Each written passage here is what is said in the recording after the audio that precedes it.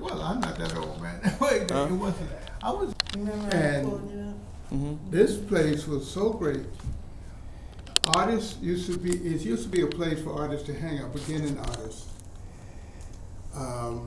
Well, Bearden was already up, but I used to go to Bearden Studio, Jacob Lawrence Studio. At one time, they had a gallery. Bearden, the Delaney brothers, Chris Lowe, and so on. Who was the other guy? Four guys had a called the Sin-K, Jacob Lawrence, the Sin-K Gallery. I don't know if they ever sold any art, but I used to go there, not only I, but a group of us used to go there and sit down and talk all day. And the other place I saw, Thomas Dorsey's Gallery, where all these up-and-coming artists started. I'm trying to think of. Chrysler was one of the guys from there.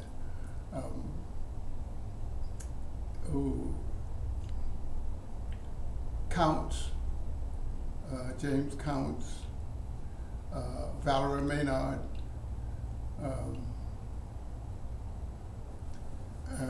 the guy, I'm trying to think of the guy's name, did a bronze piece. Oh, Otto Niels.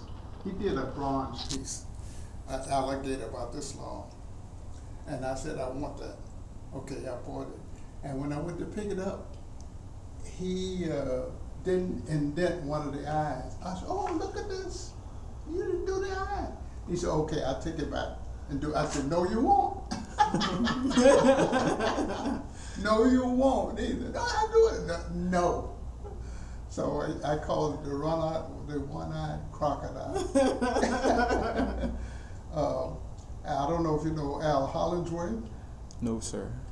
Al Hollingsworth was another artist I know. He was an artist, a poet, and a teacher.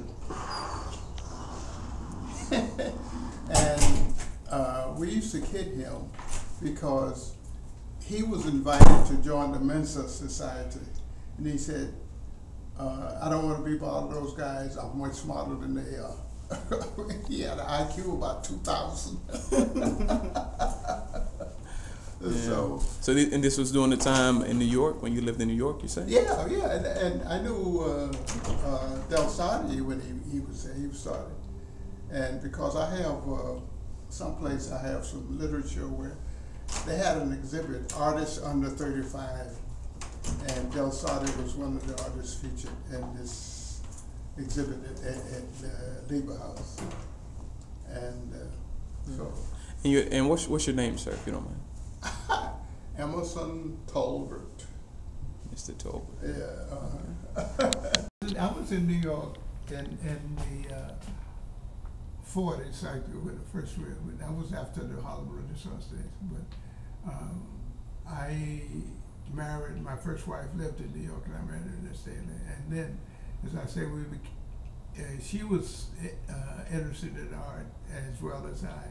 And we used to go around to the galleries, all these places, to sit and talk to people and meet artists when they were really, really struggling. And just enjoy the question and answer period with them, which was amazing. And as I say, and going to Dorsey's, man, that was a trip in itself. And all these guys would come over there.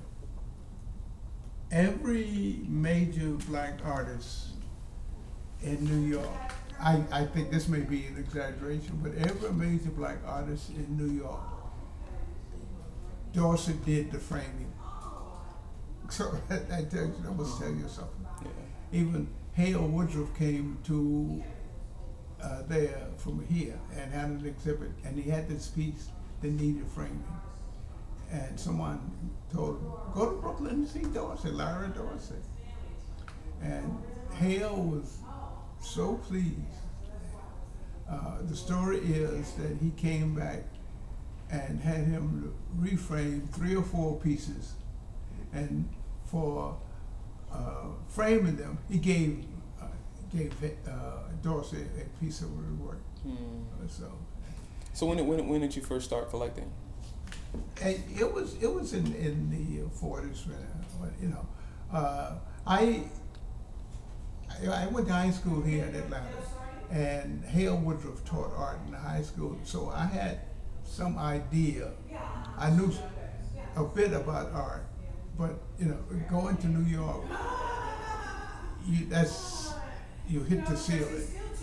Everything on every corner, you see guys on the corner painting, musician, and all of this. And since my wife was interested in art, you know, she used to do sketches and things just for fun. And we used to go to galleries and art shows and things like that. And you start spending money. And the more shows you go to, the more money you spend. The other story is the International Review of African American Art.